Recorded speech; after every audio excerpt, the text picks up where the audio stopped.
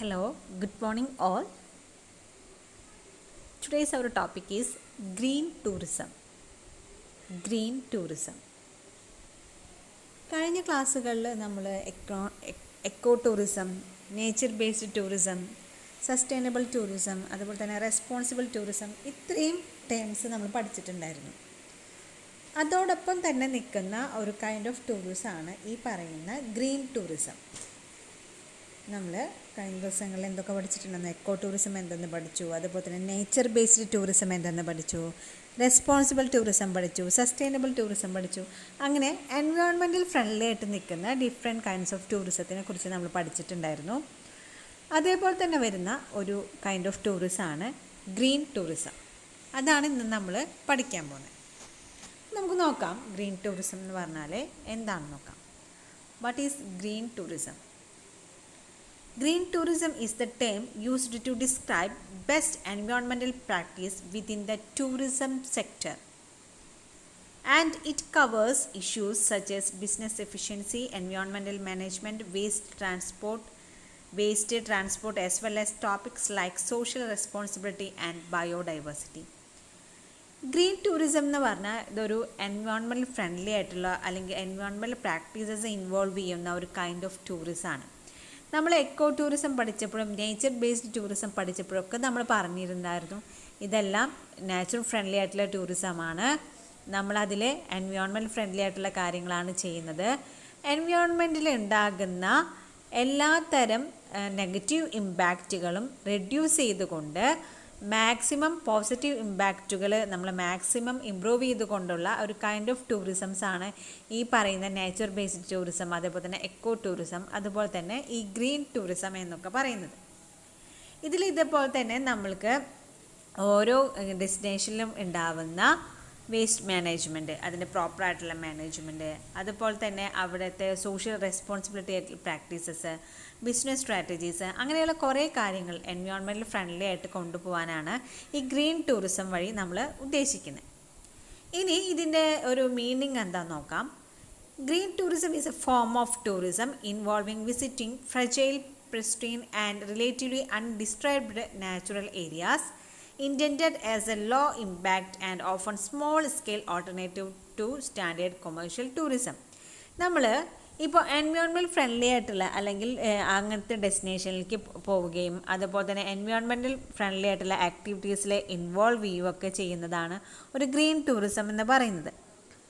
നമ്മൾ ഇപ്പോൾ എന്താ പറയുക, ഓരോ എൻവയോൺമെൻറ്റിലും ഡിഫറെൻ്റ് ആയിട്ടുള്ള ആക്ടിവിറ്റീസ് നമുക്കുണ്ടാവും. നമുക്ക് ഹൈക്കിങ്, ട്രെക്കിങ്, അങ്ങനെയുള്ള പല ആക്ടിവിറ്റീസും ഓരോ എൻവയോൺമെൻറ്റ് ഫ്രണ്ട്ലി ഏരിയാസിലും നമുക്ക് അവൈലബിൾ ആണ്.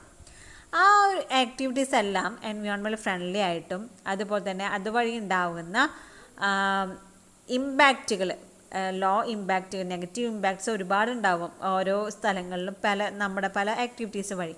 ആ നെഗറ്റീവ് ഇമ്പാക്റ്റുകളെല്ലാം മാക്സിമം മിനിമൈസ് ചെയ്തുകൊണ്ട് പോസിറ്റീവ് ഇമ്പാക്ട്സിനെ മാക്സിമം ഇമ്പ്രൂവ് ചെയ്തുകൊണ്ടുള്ള ഒരു ടൂറിസം പ്രാക്ടീസാണ് ഗ്രീൻ ടൂറിസം എന്ന് പറയുന്നത്. അപ്പം നമ്മൾ എൻവയോൺമെൻറ്റ് ഫ്രണ്ട്ലി ആയിട്ടുള്ള അല്ലെങ്കിൽ ഫ്രജൈൽ ആയിട്ടുള്ള ഏരിയാസിലോട്ട് നമ്മൾ ട്രാവൽ ചെയ്യുക.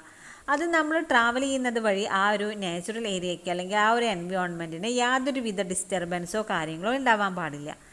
അതുപോലെ തന്നെ നമ്മൾ എപ്പോഴും നെഗറ്റീവ് ഇമ്പാക്റ്റുകൾ എന്ന് പറയുമ്പോൾ മെയിനായിട്ട് നമ്മൾ ഉദ്ദേശിക്കുന്നത് പൊല്യൂഷൻ എന്ന് പറയുന്നത് നമ്മുടെ എൻവയോൺമെൻറ്റിൽ ഉണ്ടാകുന്ന ഒരു വലിയൊരു നെഗറ്റീവ് ഇമ്പാക്റ്റാണ്. നമുക്ക് ഡിഫറെൻറ്റ് കൈൻഡ്സ് ഓഫ് പൊല്യൂഷൻ നമുക്കറിയാം. Water pollution, air pollution, oil pollution എന്നൊക്കെ പറഞ്ഞിട്ട് നമ്മൾ ഡിഫറെൻറ്റ് ടൈപ്സ് പഠിച്ചിട്ടുണ്ട്. ഒപ്പം തന്നെ നമ്മൾ ഇറോഷൻ, പിന്നെ ഡീഫോറസ്റ്റേഷൻ, അങ്ങനെ കുറേ കാരണങ്ങളുണ്ട് ഈ പറയുന്ന നെഗറ്റീവ് ഇമ്പാക്റ്റുകളിൽ. അപ്പോൾ ഈ പറയുന്ന നെഗറ്റീവ് ഇമ്പാക്റ്റുകളെല്ലാം മാക്സിമം ഒഴിവാക്കുക. അതെല്ലാം എത്രത്തോളം നമുക്ക് കുറയ്ക്കാൻ പറ്റുമോ അത്രത്തോളം കുറച്ചുകൊണ്ട് അതിലുണ്ടാവുന്ന എൻവയോൺമെൻറ്റിൽ ഉണ്ടാവുന്ന പോസിറ്റീവായിട്ടുള്ള കാര്യങ്ങൾ മാക്സിമം ഇമ്പ്രൂവ് ചെയ്യുക. എന്നിട്ടുള്ള ഒരു കൈൻഡ് ഓഫ് ടൂറിസമാണ് ഈ പറയുന്ന ഗ്രീൻ ടൂറിസം എന്ന് പറയുന്നത്.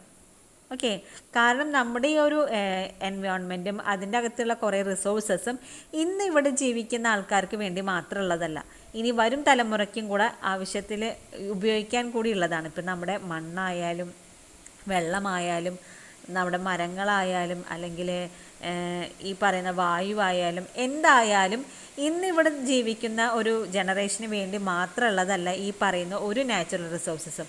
ഇതെല്ലാം വരും തലമുറയ്ക്കും കൂടെ ആവശ്യമുള്ളതാണ്.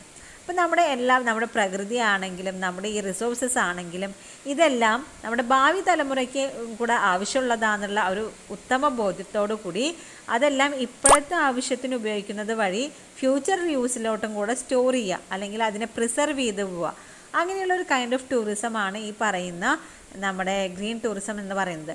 നമ്മൾ സസ്റ്റൈനബിൾ ടൂറിസം പറഞ്ഞപ്പോഴും ഇതോ ഒരു കൺസെപ്റ്റ് തന്നെയാണ് പറഞ്ഞത്. ഈ പറയുന്ന എല്ലാ ടൂറിസവും റിലേറ്റഡ് ആണ്, ഇൻ്റർ റിലേറ്റഡ് ആണ് ഇതെല്ലാം. എക്കോ ടൂറിസം ആണെങ്കിലും നേച്ചർ ബേസ്ഡ് ടൂറിസം ആണെങ്കിലും സസ്റ്റൈനബിൾ ടൂറിസം ആണെങ്കിലും റെസ്പോൺസിബിൾ ടൂറിസം ആണെങ്കിലും ഗ്രീൻ ടൂറിസം ആണെങ്കിലും ഇതെല്ലാം പരസ്പരം കണക്റ്റഡ് ആണ്. ഇതിൻ്റെ എല്ലാം ബേസിക് കോൺസെപ്റ്റ് എന്ന് പറയുന്നതും സെയിം ആണ്. നമ്മുടെ എൻവയോൺമെൻറ്റിനെ മാക്സിമം പ്രൊട്ടക്റ്റ് ചെയ്തുകൊണ്ടുള്ള അതിലുണ്ടാവുന്ന നെഗറ്റീവ് ഇമ്പാക്റ്റുകളെയൊക്കെ മാക്സിമം റെഡ്യൂസ് ചെയ്തുകൊണ്ടുള്ള ഒരു ടൂറിസവും അതിനെ റിലേറ്റ് ചെയ്ത് വരുന്ന ആക്ടിവിറ്റീസൊക്കെയാണ് ഈ ഗ്രീൻ ടൂറിസത്തിൽ പറയുന്നത്.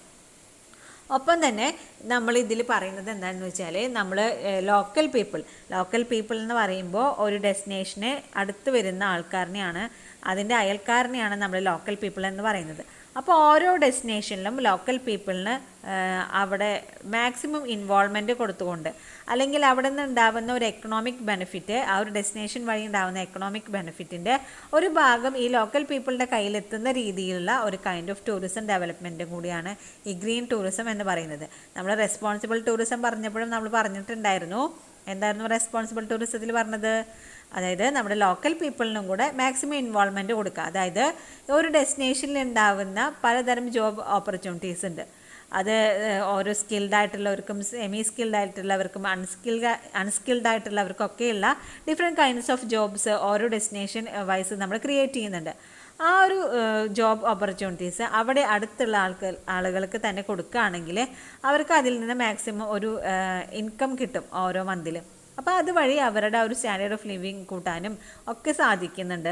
ഒപ്പം തന്നെ ഓരോ ഡെസ്റ്റിനേഷൻ്റെ ഡെവലപ്മെൻറ്റിലും പല സ്റ്റേജസ് വരുന്നുണ്ട്. ആ സ്റ്റേജസിലൊക്കെ പല ഡിസിഷൻസ് നമുക്ക് എടുക്കേണ്ടതായിട്ട് വരും. ആ ഡെസ്റ്റിനേഷൻ്റെ ഒരു ഡെവലപ്മെൻറ്റ് അതോറിറ്റി അല്ലെങ്കിൽ ആ ഒരു ഓർഗനൈസേഷനോ അല്ലെങ്കിൽ ഗവൺമെൻറ് ഓർഗനൈസേഷൻസൊക്കെ ചേർന്ന് പല ഡിസിഷൻസ് ഓരോ ഘട്ടത്തിലും എടുക്കേണ്ടതായിട്ട് വരും. അപ്പോൾ ഈ ഡിസിഷൻ മേക്കിംഗ് ആ ഒരു ഇതിലും ലോക്കൽ പീപ്പിളിൻ്റെ ഒരു ഇൻവോൾവ്മെൻറ്റ്, ഇതൊക്കെയാണ് മെയിനായിട്ട് നമ്മുടെ ഈ ഗ്രീൻ ടൂറിസത്തിൽ പറയുന്നത്. ഇപ്പം നമ്മുടെ റെസ്പോൺസിബിൾ ടൂറിസം ആണെങ്കിലും സസ്റ്റൈനബിൾ ടൂറിസം ആണെങ്കിലും നേച്ചർ ബേസ്ഡ് ടൂറിസം ആണെങ്കിലും എക്കോ ടൂറിസം ആണെങ്കിലും അഥവാ ഗ്രീൻ ടൂറിസം ആണെങ്കിലും ഇതെല്ലാത്തിൻ്റെയും ഒരു ബേസിക് കോൺസെപ്റ്റ് എന്ന് പറയുന്നത് എൻവയോൺമെൻറ്റൽ ഫ്രണ്ട്ലി ആയിട്ടുള്ള ഒരു ടൂറിസം പ്രാക്ടീസസ് ആണ്.